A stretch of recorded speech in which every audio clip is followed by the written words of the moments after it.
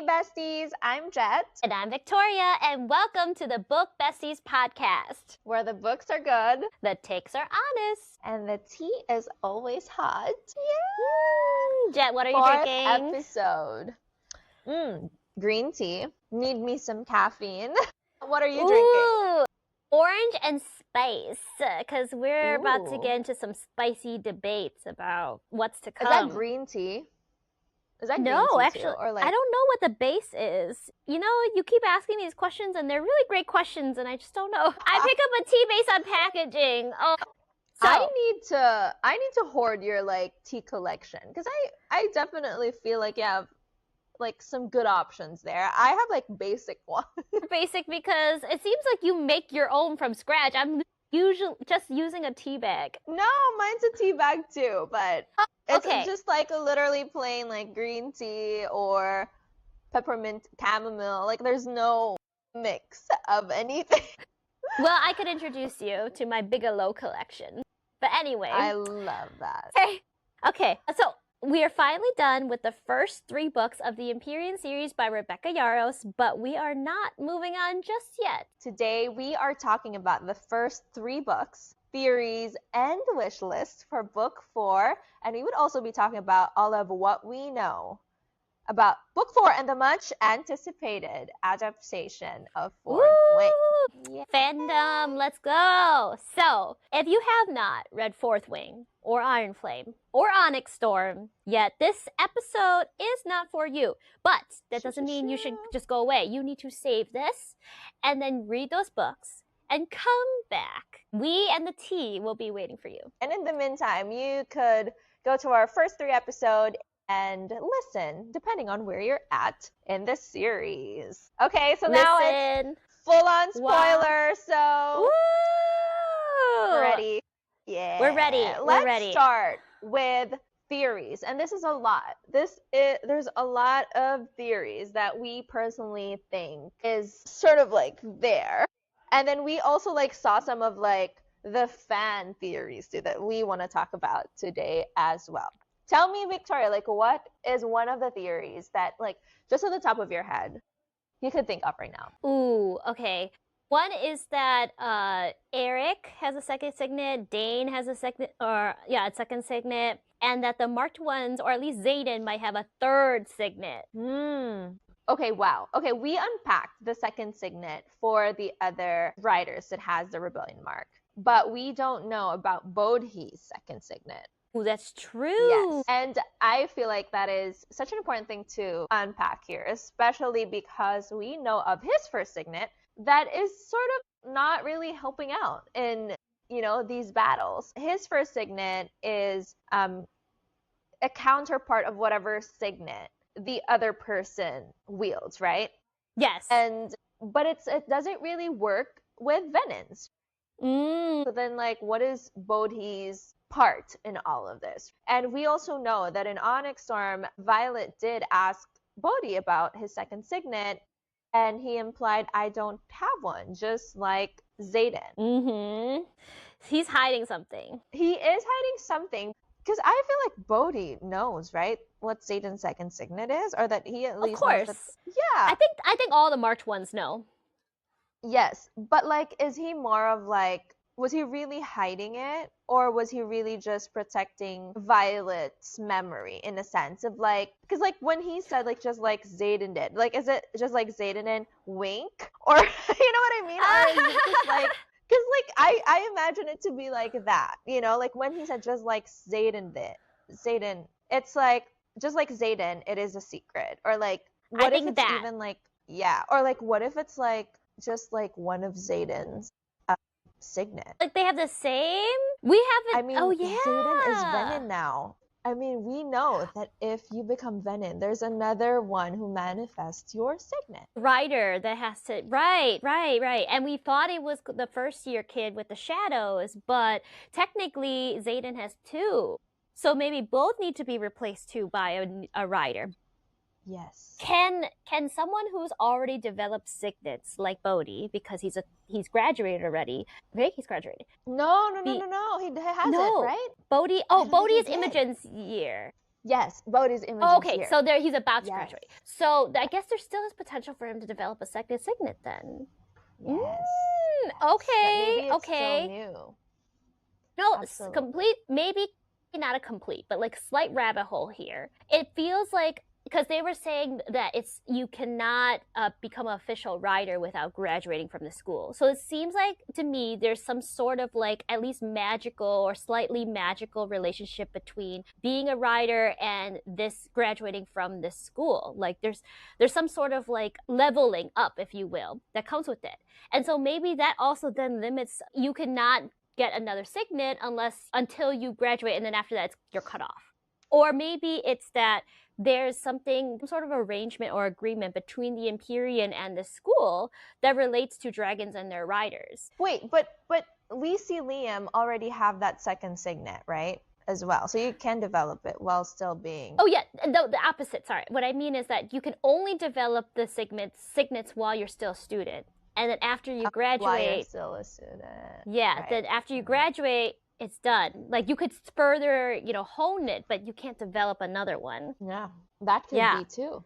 Yeah, for sure. But now going back to Bodhi, his whole arc, like aside from his signet, I would love to see him help Violet rule Tyrandor, because she's, like we said, she's still a student. She hasn't graduated yet. So like, how is she gonna do this alone? Right.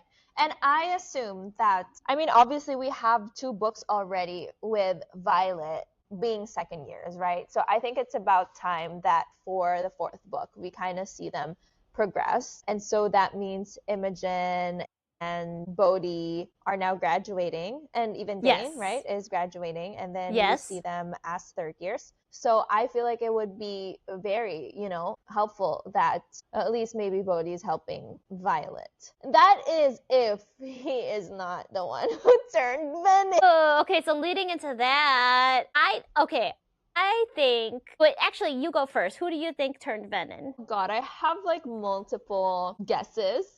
I think, though, that, I think Bodhi... Let's talk about Bodhi first. Right? Yeah. What we think, because these are the possible ones. Right. Sure, Bodhi's possible, but I feel like it was building up in a sense. But I also refuse to believe that it is going to be that obvious. Just because Bodhi's written to be okay, first of all, that part of his signet, right? His first signet is not really that helpful in battle with the Venons. And we see him more of always second to Xaden, right? And then we even see him sort of be there for Violet a couple of times, and that is he also jealous that Xaden has Violet? There's I didn't think about that.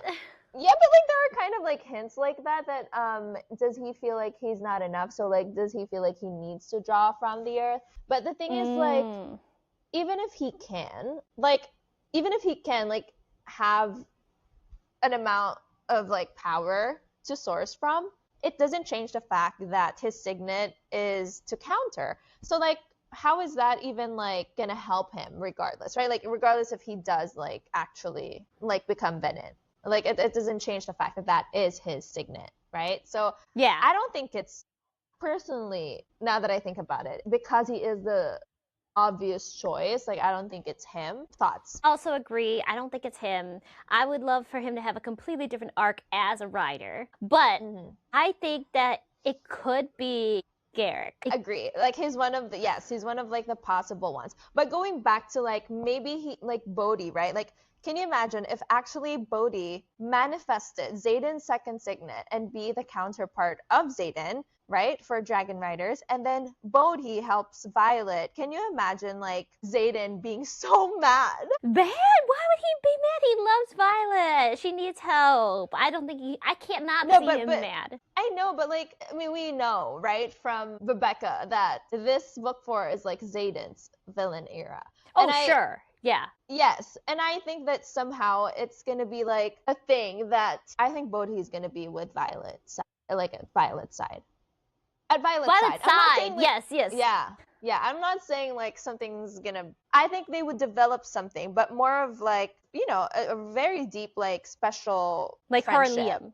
maybe, right? Like maybe not romantic, but like I think they would also like love each other in a way of like family, because I think Yeah, they're I can gonna see that. try, yes, because they're gonna help each other, rule Tyrandor, and then he has the same, intrinsic. So, but I think that there is a possibility there of like jealousy, or like Xaden feeling like he's not, like Violet doesn't need him anymore, sort of thing. Ooh, okay. Along that route, though, I can see that happening with Dane, because if Dane doesn't turn, so that was a possibility too, right? That Dane is the one who turned. But let's say Dane doesn't turn, then who No, else is more no, I don't want powerful that. enough?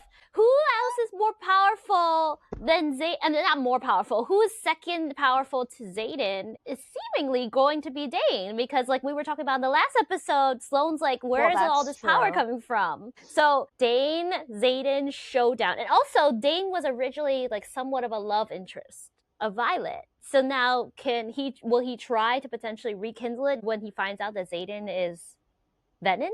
But I think that there's definitely like a showdown moment for Dane and Xaden. Like that is on our wish list, right? We have to have that. Yes, we have to have that. But I don't think it's for say to be like more of like a love interest to Violet. I think it's really just between Xaden and Dane now.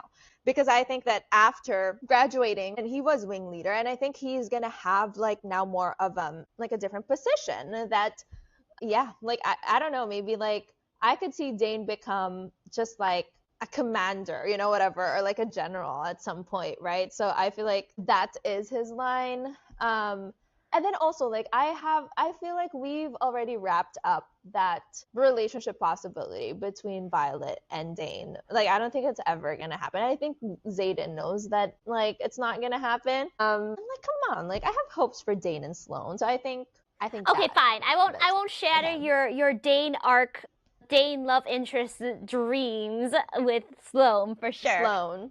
Yeah. With Sloane. Okay. So in terms of like the Dane by Xaden showdown, I would love, even if it's not for Violet, I would love to see signets go head to head. And what that means is that if Dane can read his mind, read his memories, then maybe it's relevant to whatever Imogen hid from Violet. That that is going to be the key to getting like Xaden down or making him cured. But what do you think? Dane could absolutely, like Dane could literally retrieve those memories either from Xaden, from Violet, and from Imogen. And I think that there would be parts that he did, but he won't say that to Violet. And I think he wouldn't. And I think he would keep something from Violet that would literally have also like that like wall between them two. What do you mean? With Dane and Violet. Like I think that Dane would retrieve that memory one way or another from whoever. But like I think it's so important that he hides it from Violet. And I think he wouldn't tell Violet what it is yet. Because it has to be like it's hidden from a reason, like it's erased for a reason, right? And I think he would need to, and I think that's why Bodhi's going to be the one that Violet clings to in a sense. Wow, okay, that's an interesting perspective though, that like Dane on the one hand is going to retrieve more memories from her, but at the same time not tell her because there's something additional that is outside of her, or maybe it's so personal to her that it would hurt her a lot. Yeah, or maybe like it's not even like, maybe it's not him violating Violet again, right? Like maybe he's retrieving it from Imogen, right? Like the source. So, right. But I think he does know, but he won't say anything because whatever it is crucial to what's going to happen in the future. Let's talk about the... Hold on, one more thing. I just want to clarify. So you think that it's because he would have to hold back the information because that means Violet would potentially try to help Xaden and then ruin whatever needs to happen? Is that what you're saying? Honestly, I don't know. There's an amount of like possibilities here. Do you think though that Violet would just give up everything for Xaden? Because I know, like we know that Xaden would choose Violet through and through, right? Like it doesn't matter if like he basically already did. Hell, if Tyrandor goes to hell. Yeah. But like I think somehow like Violet is like our heroine. Like I think she would save her people first, no? Ooh, okay. Because it seems like Theophany thinks otherwise, or at least the Venom think otherwise of her, that she would sacrifice it all for Xaden. Wow. But I can see the one side where it's like she realizes, she has a bigger part. She might realize that her fate is much bigger. Like going into the theory about her being a goddess, for example, her fate is much bigger than the love with Xaden. That she needs to fulfill this particular journey, and that means potentially sacrificing Xaden in a way. And will Xaden be officially dead by the end? Like, I don't know, but I can see that. But I think that's why it's important that they hid her memories, because I think maybe it does come up. Yeah, for sure. Yeah. Okay, moving on. You mentioned Garrick. Let's go back to Garrick. We saw how Garrick was almost like close to burnout in this Onyx Storm, right? Yeah. When he was basically like traveling distances over and over again, even getting Imogen from, like when that Imogen Quinn thing happened. And it is a possibility, because to me, Garrick has always been the right hand of Xaden. Yes. Right? And he said, brother, you gave me a brother. Yes. And I feel like Garrick's loyalty is to Xaden. Like, he would follow him anywhere, right? Like, yes. Would he really just let Xaden be alone on the Venom side? I feel like it's a possibility that he would go with him and be his right hand through and through. Yes, I can see that for sure. Wait, so then if they were to counter, if they had a rider, if he became Venom, and then there was a rider that gained his power, and then they needed to go between the two ward stones to like do something, that would be pretty powerful. But I think that's why somehow I need him to turn Venom. That's the term. I think because Xaden them being on the Venom side, right? Like, it would definitely help them with the traveling back and forth, right? Like, if Xaden needs to, send a message, or like if they need to know something, right? Like, Garrick could literally be in Navarre right then, right? That's true. And like meet up with them. So I think that could be also crucial. And just the fact that, like, what's gonna happen with Garrick if he stays on the other side, right? Like, he already graduated. So I mean, like, he would just be like in one place, or like following orders, and like we're probably not gonna see more of him if he's on that side, right? Because he's not in Biscaya specifically. That's true. And I also think that it's crucial for Imogen's arc too, right? Like, of her being like just no Quinn, no Garrick. Like, how insane would that be for her? At least she does have Violet. At least they are getting much closer. But still. Yes. But yeah, I think that we need to see that in order for us to really like get to know Imogen more and like have more of like a spotlight on her. You want to give a lot to Imogen, and I agree. We need to give Imogen her flowers. She has so much possibility. Absolutely. She does. And talking about going back to who else could have turned Venom, right? Eric, my personal favorite character. I would love to see him as a Venom. I think that would be a huge game changer in this whole war. And we were already talking about how Halden could potentially become the king anyway. So then Eric might have a completely different destiny/journey. And maybe he already saw it. Maybe he saw himself becoming Venom and was like, this is the path that I need to take. Aside from the fact that he could see the future. And since he can see the future, he might be able to change the tide from the Venom side, like as almost like a double agent. I would love to see that. Absolutely. I think that everything that Eric does at this point is calculated. Yes. It has to be. I think that everything, we could never, like, however crazy his next move is or his actions would be, it will always be in our head like, okay, like, this is what needs to be done, right? Like, he has to do it. And we just, like, I mean, it's a race, but I think personally, I feel like Eric has to do with that marriage too, like, maybe like, okay, you guys need to, this is what happened. And so like that led them into the decision of getting married. And then maybe, yes, you're right, like maybe Eric is gonna be Venom, and maybe he needs to, maybe because it is the only way to save everyone, right? Which also gives me a hope for Halden, because we already know that Halden is sort of like hopeless besides one thing, that maybe he doesn't want to lose another brother.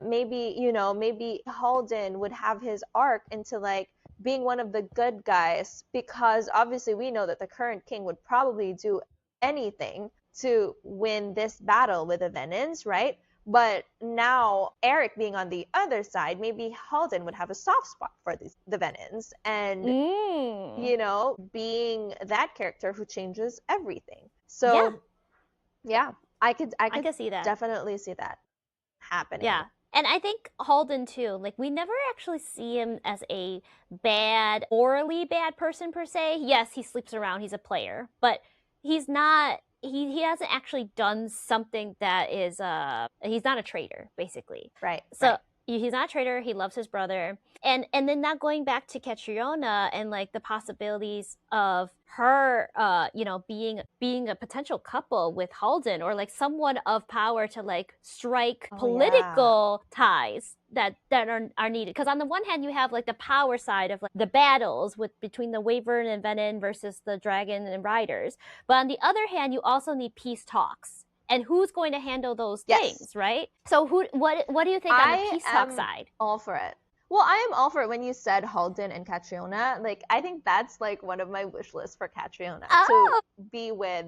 Yes, like, and I could see it like either Eric or Halden, honestly. But it would be cute to see Halden wrapped around Catriona's fingers, because I think it's okay, maybe I'm just like imagining this whole thing, but again, like going back to Halden's arc, right? Like I think that Catriona would also be the one that like, will make Halden be on his knees, you know, like literally on his knees, and which is also one of the, you know, the reason why he would push to be kind of like to change or like be in the right side or like the good side. Yes, I don't even know if it's the right side, right? But like and that side of like Violet and Catriona, and like it would be cool to have that alliance, right? With his kingdom and then hers, and I think it's going to be a very, very big step.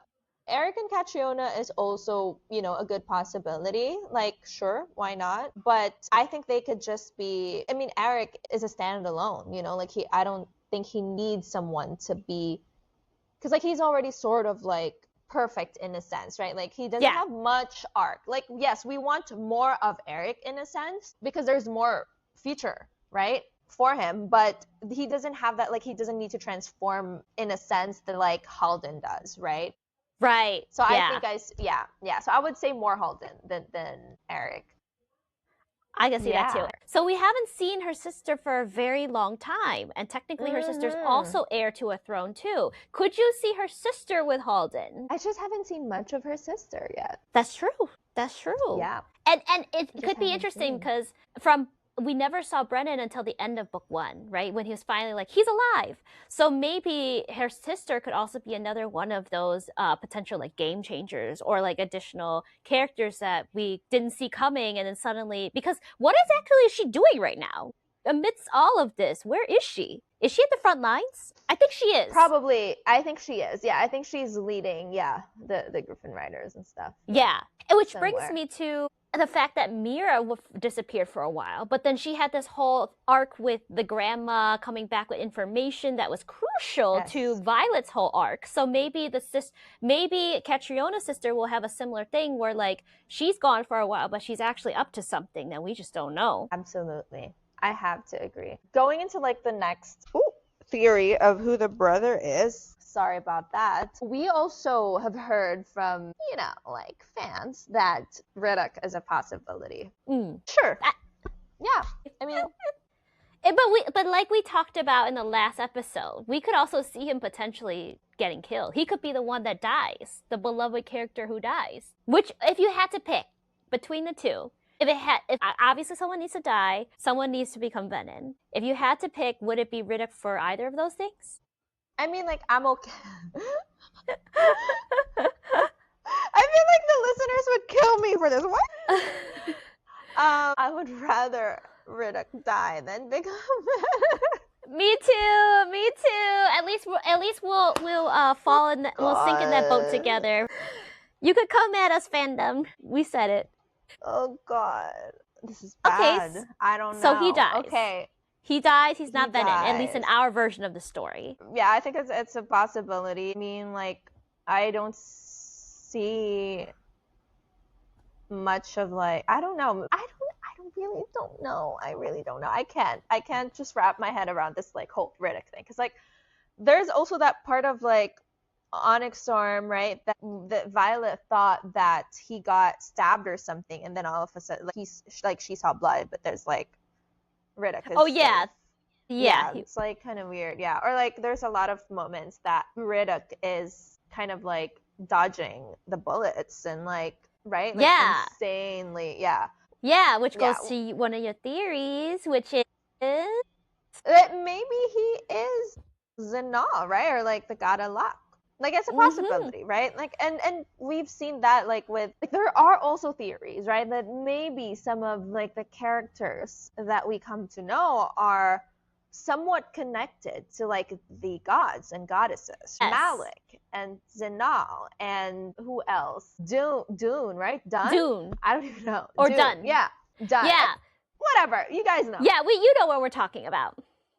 I think that it is not a, you know, like a, I guess like a coincidence or something, or like there is a reason why Rebecca put Malik or like Dun and Zanal like all throughout the books, right? Like it's just not there constantly for, like, referenced. for fluff. Yeah. It's not just fluff. We know too that Theophany was almost a priestess of what was it? Of war or a love? Can't remember. I think it's Dun. Yeah. Dun. Okay. Yeah.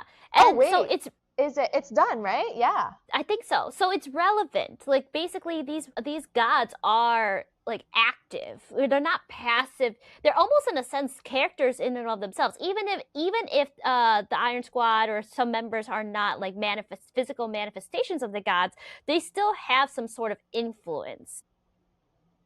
Absolutely. I think like and given that, one of the heaviest, you know, theories that we also saw is that how Violet might actually be a goddess or like a god, right? Mm-hmm. And if we are indeed correct, right? Like with Theophany being like a priestess, right? For Dun, right?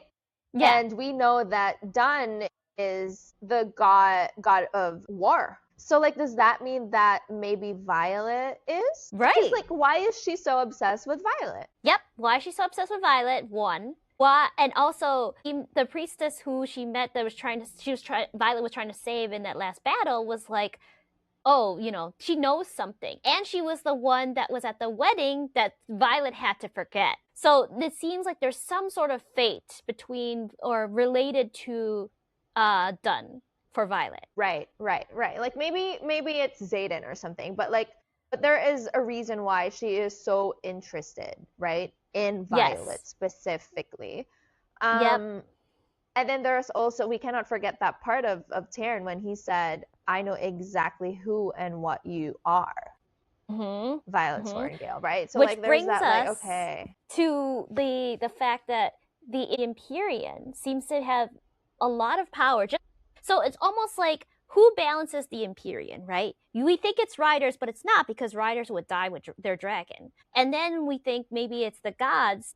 So what balance are they striking, right? We have Venons versus riders, that balance. Who balances the Empyrean? Who do you think? I don't know. Maybe the gods? Maybe? Yeah. I don't know. Yeah. Or maybe like there's more past, right? Like obviously, like we think there's more to it in the past that like we just don't know yet. Like I think the Empyrean holds so much information from everyone, which I guess we're gonna start to find out in the next books. And we get hints of it from Jack Barlow being like, oh, you know, you worship them, but basically like they are the evil ones, not us. The dragons are. Then we get a hint of it when the Irids leave the Empyrean. Like, why did the Irids believe that it was not their destiny to stay in Navarre? Like, I don't think it was just because of humans. They also said goodbye to the Empyrean itself. Like, there's something about the Empyrean that the Irids didn't believe in. And it seems like the Irids try to be they're anti-violence, which is interesting because Violet's nickname is Violence, but they're anti-violence. And so there's some dark secret about the Empyrean that I feel like we're definitely gonna find out. Absolutely. And I think that Tairn and Sigale and Andarna is more into that boat of still being in the Empyrean side, but like there's something there. Something's brewing that I feel like, yeah, they're on the right side. They're trying to like figure it out as well. Yes. Or at least like helping the writers, Violet and everyone, like figure it out, whatever it is. Right. Okay, Right. now I finally remember the point that I was going to bring up earlier, where I had a blank moment. It's that right now there aren't just two sides, right? Before it was Rebellion side and the Navarre side. And maybe I guess the somewhat impartial island people. But now we have a third side, which is Venin, right? Because the riders who came with them to Aritia thought that, oh, you know, we're just against leadership not accepting refugees. But they don't know that Xaden is Venin now, and that they're trying to find a cure for Venin because Xaden is one of them. So when they find out, will they feel betrayed? Will they go back to Basquiat? Or will they stay with Violet and potentially Bodhi in Tyrandor? Well, and what will the Griffins do? I think the Griffins would. Oof. Well, that's true. Wow. Well, I think that. Oh, that is interesting. Let's start with the marked ones. I feel like they would, of course, like understand, like Xaden. I think so. And yeah, I think so for sure. I think Dane probably not. I don't know. Ooh, and then leading to the showdown. Not yet. Okay. Yeah, leading to the showdown. I think the Griffins would also sort of understand in a sense. Yeah, you think so? I think so. I mean, like, why? I mean, they hate their time in Basquiat anyways. I don't think they're going to That's true. There. Yeah. I think they're going to be in at least Tyrandor. You think so? Okay, I can see that. And maybe the thing that she needed to forget, or maybe the reason why he had to leave her, is because he didn't want that divide. He wants a united Aritia, where the Griffin Flyers and the Dragon Riders are united, and by him, you know, showing his cards as Venin would mean that there's going to be a rift in that whole dynamic that they've fought so hard to build. Absolutely. I mean, a whole book was dedicated to it, that integration of the two. Which is why I think that Eric also could be Venin, because I think that it's not going to make it as exciting anymore if we know that Eric could just literally see the future. Right. But then again, like, we don't know much about Eric's signet yet, right? Like, is it the way it does manifest in a sense, right? Like, is it more of like a vision that he just sort of like started to see, or is it something that he could control and actually like look into it, you know, like very specifically, or you know, or is it a dream, or does it happen at like random moments, right? So like we don't know. Yeah. So there's also that part. We could see, and talking about signets again, in the last episode, you brought up how it's a good point where their signets are slowly manifesting. They're becoming more and more powerful and in control of it. So the usage of the signet could also be very different. Like at the beginning, maybe it just comes to him in memories, but by year 2 of him being at the school or studying more, he could potentially wield it where he could command a certain moment in the future. And that would be interesting too. But going back to the signet specifically, like the original person who wielded it was who's the big guy that who's the writer of Kodak? I forgot his name. What do you mean big guy? At Basquiat. He's like top guy at Basquiat. Kodak's writer. Malgren, yes. Malgren was the original one who could like see into the future, aside from the marked ones being a group of 3 or whatever, right? Or but like he could see the future battles, right? Like it's battles, very specific. So now I'm thinking like him having such a powerful rider, a powerful dragon, but only being able to see battles. It's like I'm starting to think that the signets are not only a representation of what the rider needs, but also the fate of the rider self. Like it's not just tied to like how powerful your dragon is, how much magic you have access to. So like Malgren's destiny is just limited to that because he's a morally gray character, I would argue, right? But with Eric, he could potentially manifest so much more with his power because his fate is so much greater. I mean, he is definitely sort of like the future then. Like if next gen. Yes, next gen. Like him literally seeing the future is next gen. Like he's a visionary. He's the true definition of a revolutionary. Like absolutely. Yeah.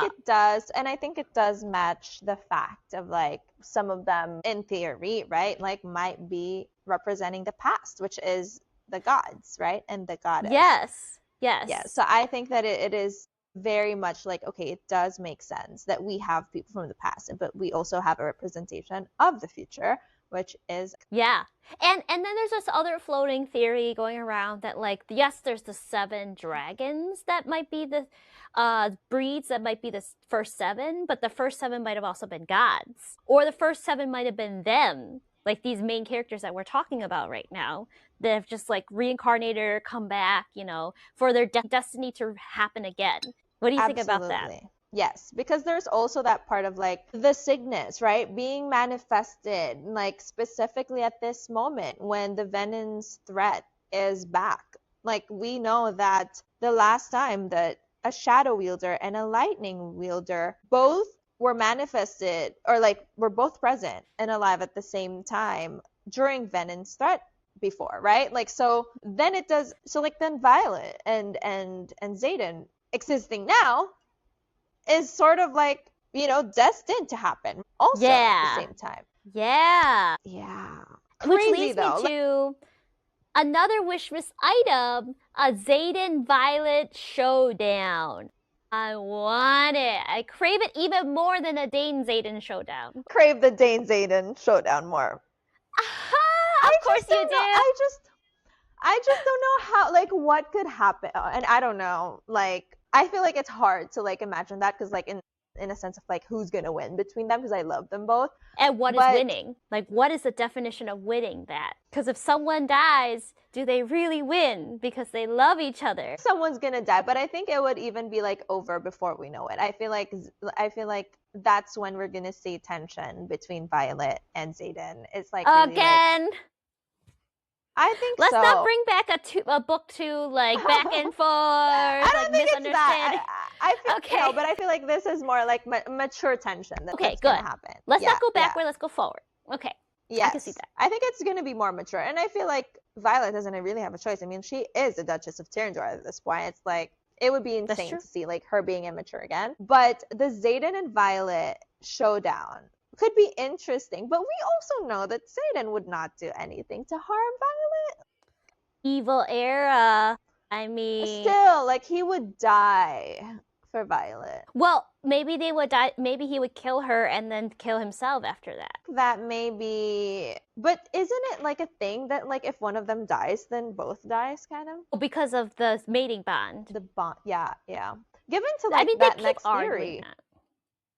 I mean, that is one of the theories. Yeah, but the next theories of like Andarna being able to break her bond, right? Like which we haven't really heard happen before. Right. Is she bond breaker or something, right? Like was she able to break like also like bonds between like I don't know, maybe Xaden and Sigale, or like Sigale and Taryn, like yeah, I mean because the Eareds already told her like we could break it for you if you want, so because she's an Eared she can break it, so she could break anyone's bond. Then she is magic.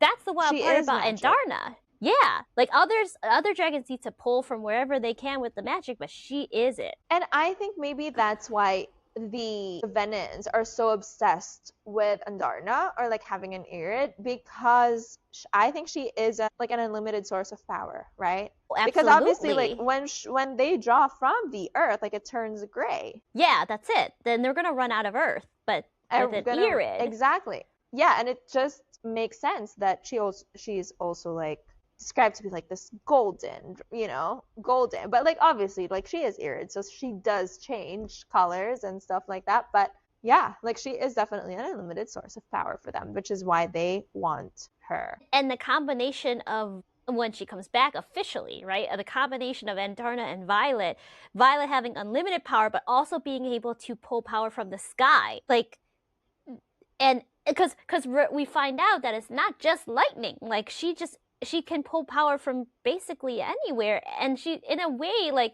it's kind of like, I find like this whole thing of like pulling power to be a fine line, because what makes you any more or less Venom if you're pulling power from somewhere else? Like, at least Venom are just pulling it from the earth, but like, in a way you're kind of like a hybrid. You're not quite a rider because riders are limited to their signet, but your signet is beyond signet at this point if you could pull power. Well, I think that maybe it goes back to that it's her being a god of something, or like a goddess of something. Yes. That would Yeah, explain yeah. it. That would explain it. Yes. And any other Absolutely. wish lists for, particularly for like any of the characters we already talked about? I feel like, I mean, like I already said the you know, like the Garrick Imogen part of like them being apart, and then maybe like, you know, something's Yeah. there, and like, yeah.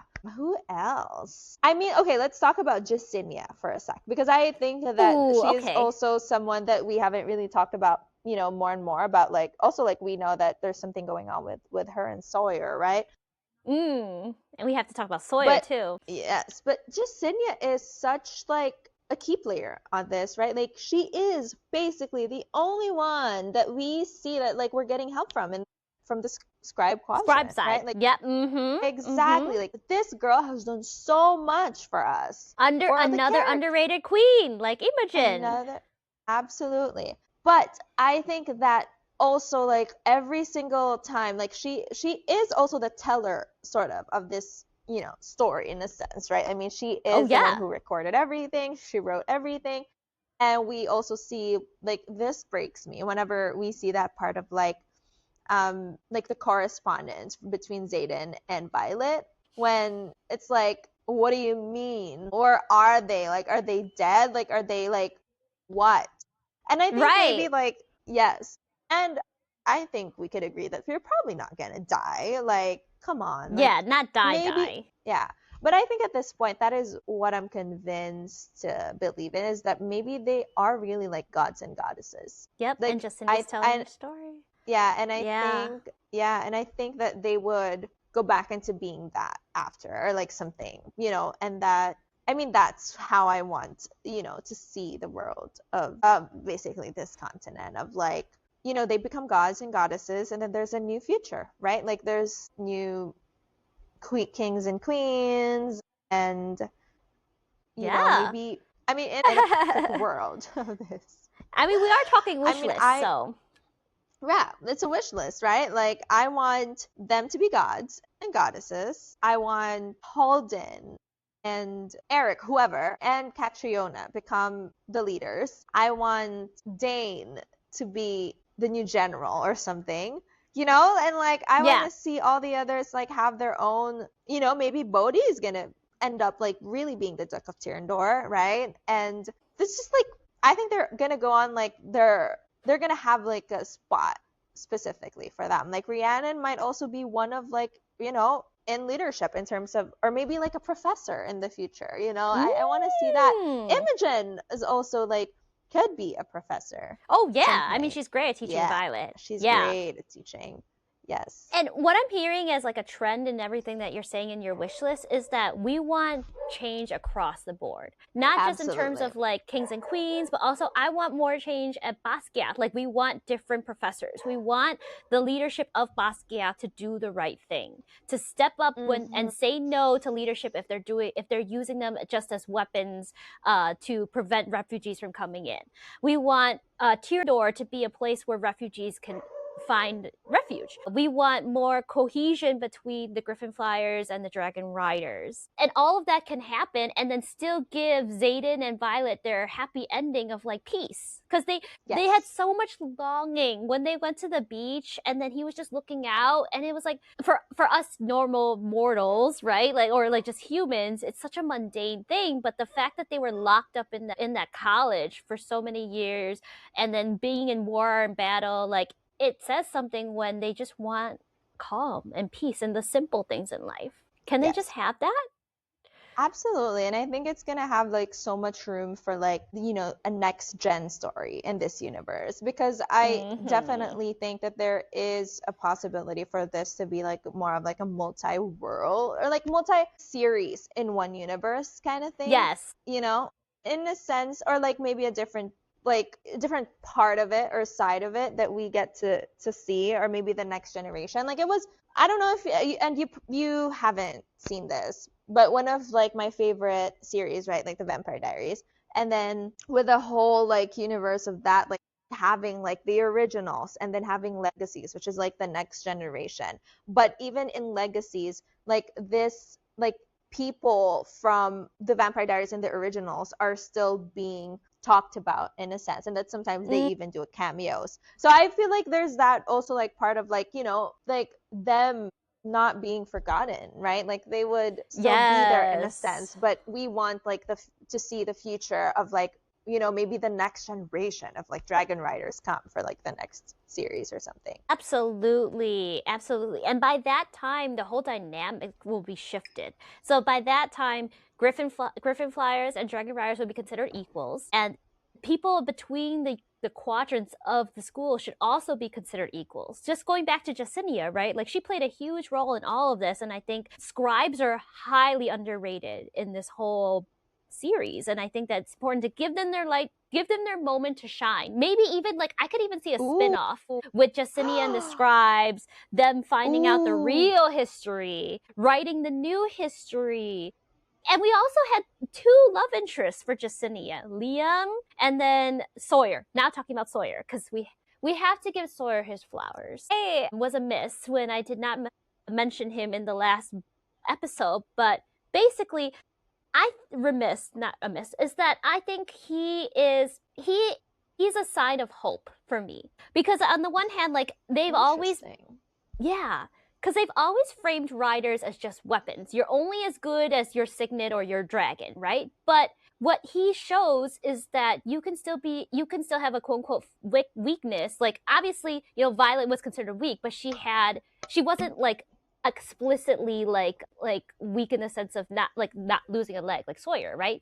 But now Sawyer is showing, again, going back to that next gen, like there can be another type of rider, a rider that doesn't need to be shamed for using a saddle like Violet was, who could use a what was it called, prosthetic leg and still run up a dragon like he used to, and the fact that everyone around him, his squad, also thought differently. Because if it were just a regular rider, they might be like, you're weak, like what are you even doing here, like get out. But the Iron Squad had always pushed him to be a rider again, but not in the sense of like babying him, but saying like, you can do it, like I'm here for you, like I'll hold your crutch once in a while, but like you walk yourself. I love that attitude.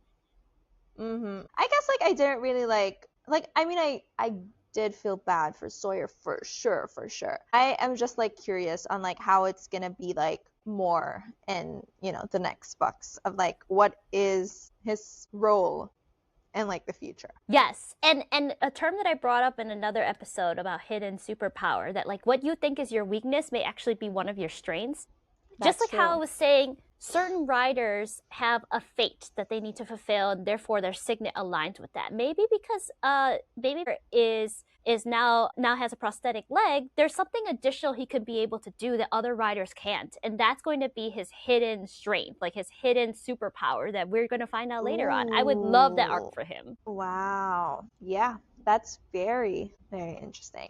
Okay, now let's talk about the adaptation. Ooh, okay, let's go. Because we kind of like know that it is happening, right? Like it was picked up by Amazon, and Michael B. Jordan is producing it. Wow. Ooh, it's gonna be so beautiful. I'd love to, like, as much as I love all this AI generated stuff about like what Basquiat looks like, what the characters look like, I do want to see it come to life in a show with actors. So talking about actors, who would you want to play? And I think I know the answer, but you go ahead. Who do I want to play personally? Yeah, if you get to play anyone in the whole series, who would it be? Well, I would love to play Catriona for sure. And I can totally see her as you as her. Thank you. But I just feel like I am usually drawn to characters that have like an emotional layer. And I talked about this before in like a previous episode. I feel like she has like this emotional intelligence, but like sure, in a surface level, like she might be like that like mean girl, type of girl when she did that whole like showdown thing with Violet. But there's something so deep with this character that I know like I can't wait to like kind of unfold myself in prep, right? If I ever have to, or like if I play Catriona. Yes. Yeah, absolutely. And I feel like she's also gonna have like that like arc in the next few books that I hope that we get to see. So yeah. What about you? Ooh. Well, I'm not an actor, but if I were, I would want to play Andarna because I just love Andarna so much. I love. And I can see that. Oh my gosh. Yes. Could see. You Okay, have the thank you. voice for Andarna. Yeah, you Oh, can. really? Oh my gosh. You should be. Yes, you could be the voice of Andarna for sure. You should Oh. definitely like do like voice acting, like voiceover acting. Thank you. I have considered voice acting, but I love Andarna Oh, yeah. because she's so sassy and cute, but also like she has such an arc for her, and she's just so earnest. That's the thing I love about her the most, honestly, is that like she feels very deeply. Her choices, even though she was an adolescent, she still made very deliberate choices based on trust. Like Right.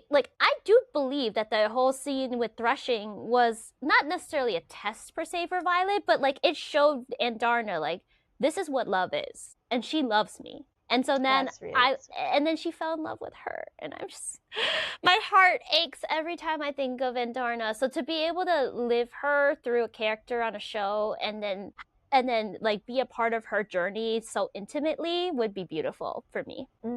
Some Yeah. of the let's talk about like wish list a little bit of like what we are hoping to see in the Yeah. adaptation, right? Like I hope that because like okay, like this has been happening with like the other like series as well, right? Like where like the first book kind of like drags along multiple seasons. I kind of want to see like one book as a one season thing. Yes. Do you agree with that? And I think this series is made for that too. Because every book is like sometimes I blur the lines between the books, but like every book is pretty distinct. Like we're in Absolutely. Basquiat, then we're like outside we're in Aricia. We go back to Basquiat, but like that's a whole different like setting now because the whole structure is different now. But I would say the books have a clean enough distinction between them that would be possible for one. And for two, it was a good enough cliffhanger for each of them. As frustrating as it was. And so it would keep people who haven't read the series to then want to read it to continue because they're like, what happened? Like who did she see? Yes. And let's talk about characters though. Like I think that we could both agree that it's going to be really hard to have the perfect Xaden. For casting, that would be really, really for casting. Yeah, that would be so hard, especially with all this beautiful AI generated versions of Xaden. Like, how can you you can't live up to that? Like nobody, and I feel so bad for because it's not real, right? Because it's not real. It's not real, so, you guys. Yes, let's put that out there, okay? So I hope that that the fandom gives some slack to whoever ends up taking the role of Xaden. Do not hate on him simply because he does not live up to your AI expectations. Let's just put Absolutely. that out I saw it in a sort of like photo online that's like the producer talked about how like casting is underway, but it is not what like the usual expectations of people are, but it is the most honest choice, right? And I feel like that word honest is such like it's something to really take note of because it is we can't just like base off like casting and because of what we're seeing that is like not real, like AI generated, right? Basically. Yes. Like yes. So like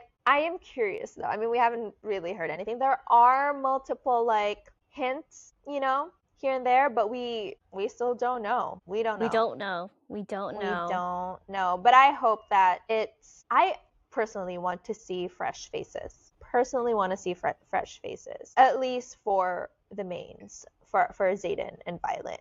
Yes. And this is something we talked about outside of this, but let's bring it into this conversation, is it's so important to have a character who owns up to that iconic role. Like you think of that actor or actress and you're like, that they played them. Like that's it. They're them, right? And so I think this series is deserving of someone to be the Xaden, the Violet, is what I feel. So having a fresh face is so important for that reason. It's not Yeah, like, and we also someone want played diverse Spider-Man cast, and right? then, right. Yeah, diverse cast is a huge thing for me. And I love, Same. too, that they make a lot of the characters seem pretty ambiguous in terms of ethnicity. That, like, anyone could play them. And I love that leaves a lot of opportunity. Exactly. And I love that. I love that, you know, Rebecca is that type of author, right? Like it is not, and which is why I also like don't necessarily like love the AI generated ones, is because it's almost as if like they look, you know, exactly the same, or like, you know, yes. Yeah. So I kind of want to see some that like obviously like diversity, and I feel like the author, like Rebecca, and then also like producer like Michael B. Jordan would also be like down to like, you know, make it as diverse as possible. It is fantasy at the end of the day, right? So there's Yes. no like, we can't really ask like, oh, why is her ethnicity this? And then all of a sudden, like, their ethnicity is this, right? Like it's not there's no historical rules. fiction, and there's no real Exactly. world. No rules. Yes. Yeah. And so that is very interesting to see. And it's, you know, as an actor myself, it is always very interesting for me to see how the production team kind of, you know, decides, or like, you know, to reflect that diversity in their cast, or like, okay, like why did you choose to have this actor play this, right? Like it's very, very interesting. For sure.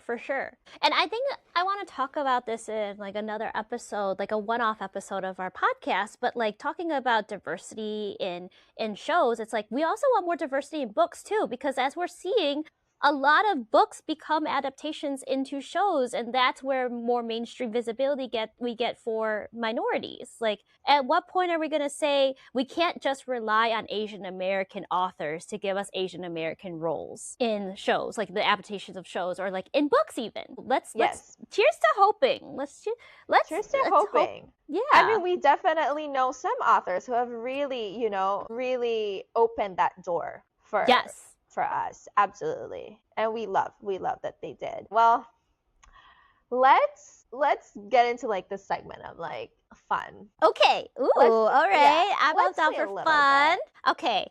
I think I want to ask you first, because you have very strong opinions about some of these. So, okay, or Bodhi? Garrick. What about you? Bodhi. Really? Yes. Okay. Because Bodhi has always he's always been so content with being the second heir to. Is he though? Duke of Tyrandor. Oh, you're questioning that. Oh, right, you did question it earlier. Yes, I did. Yeah, and I think that's why it's like, especially with Bodhi, like when he said he doesn't have one, right? Like I feel like like it kind of gives us a glimpse of like maybe he's the type of person who really like doesn't say the truth all the time. Yeah, I don't know. I feel like at this point I could. Okay, hold on. It's like kind of in the gray area. That is an interest. Like, I'm so excited about that thought now, because this whole time, like, Xaden took for granted that his marked ones, like his group of marked ones, could be trusted fully. And we haven't had too many morally gray characters whereby we initially thought they were good and then they became bad, right? I think it's ripe. The fourth book in the series is ripe for a character like that. Yes. And then that may kind of. Yes. And really not just turn venom, but turn evil, or like show us their evil side. And maybe that is the beloved character who dies. And that we'll find his or her death very deserving because of it. Maybe. Whoa. That's true. Mine is Garrick, just because I, again, like the loyalty of like, and just like being the right hand of Xaden. And I refuse, again, that he's the one who's going to turn, you know, evil, just because like, come on. No, I refuse. But I like Garrick, definitely. I love that he could travel. Like, yeah, no, like that is crazy. It's crazy and it's cool. Okay, you ask me. Okay, yeah. And I kind of know the answer, but I want to hear. Taryn or Andarna? Okay, 100% Andarna, hands down.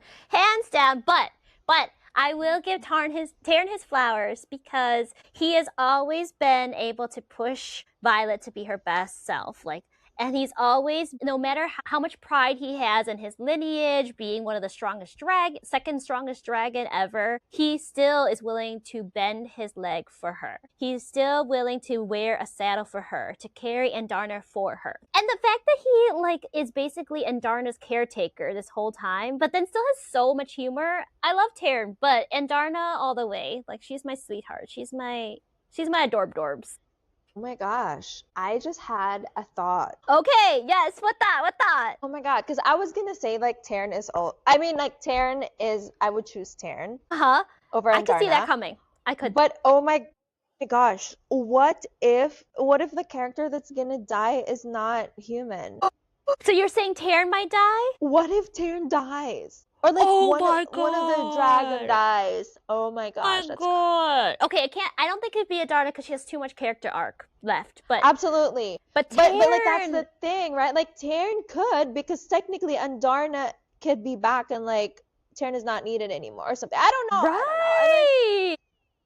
But we know that like what if he sacrifices himself? Like my heart would break. Like, I mean, like sure, like there is a bond. So like if Taryn dies, technically, you know, like Violet could die, but the thing is, Andarna could break bonds, right? Like, yeah, if we actually believe that, and then like, my God, that would be so heartbreaking. Like, Taryn is like, I'm gonna sacrifice myself. Taryn convinces Andarna to break their bond so that he could sacrifice himself. Violet didn't know. And what if? Or like, it could also be Sigale. Yes, because we still haven't figured out like if Xaden is gone, what happens between the bond between Sigale and Taryn? How long can they be apart from each other? Oh my god, wow, that's wild. And that's sad. That's the worst actually. That would hurt me the most if Taryn died. Out of any character who dies. I mean, I can't, obviously if we were in Darna, yes, but I don't think she would die. But oh my god. Okay. So, gauntlet just, like, or parabet? Like what? Okay, what is the question? Like, I know this or that, but like which one would I rather go? Yeah, that's a fair clarifying question. I think, which one do you think you could survive? And the fair answer could be both, but you let me know. Wow, that's hard. This is hard. Which one do you think I could survive? I mean, hopefully I could survive both. But hey, yes, you go, girl. Okay, then let me change the question. So, which one would you, if you only had to pick one to do, which one would you do? Oh my gosh, I still don't know. Maybe the parapet. Okay, why the parapet? Because like I am so confused with the gauntlet. Like I don't understand how to survive. It is very confusing. I've watched the AI videos too, and I still don't understand. There are so many things happening with the gauntlet. I could see it as more of like looking like Wipeout. You know that show? Oh yeah.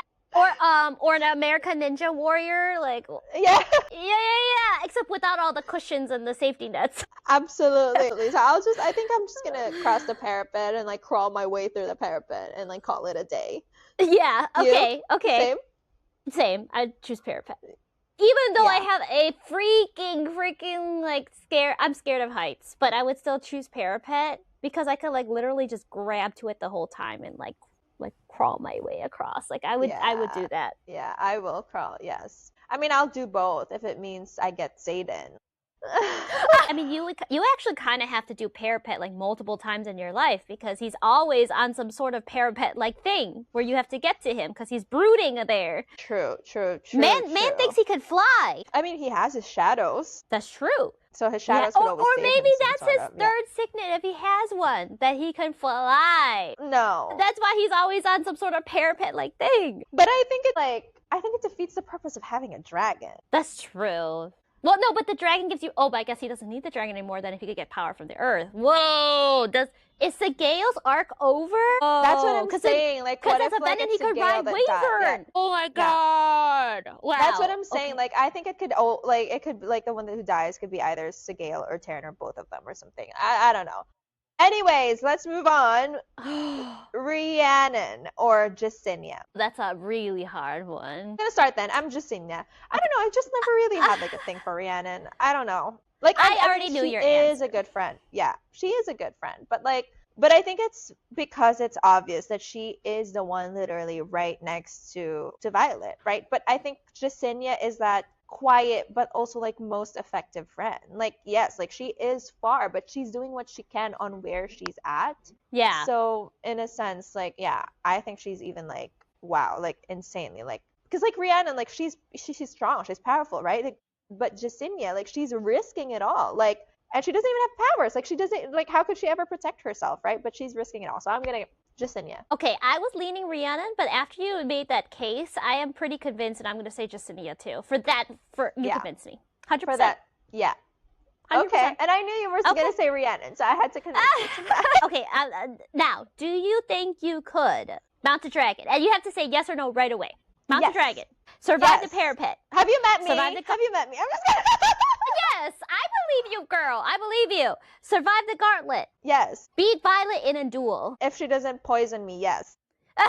Okay, well, I think she would. And graduate. But yes. Okay. All right, girl. All right. Hello. And I feel like this has been like such a thing too, right? Like we talked about this. Like I've seen this like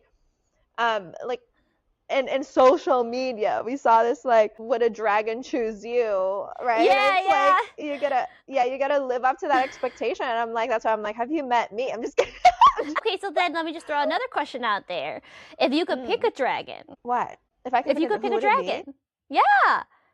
Ooh. And you don't have to remember the name of the dragon either. You could say so-and-so's dragon. Okay.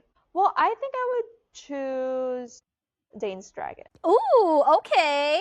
Why? I don't know. Well, you're riding the Dane train, so might as well ride the train all the way. Might as well. Yes. No. But I feel like there's definitely like something more to her than because of his powers. Because of the powers. So yes, like I would want to be with a Dane's dragon and like see what the fuss is all about. What about you? Okay. Which dragon? Of course, yeah. Yeah, I've already said. Yeah. Okay, well, I made my opinion so obvious.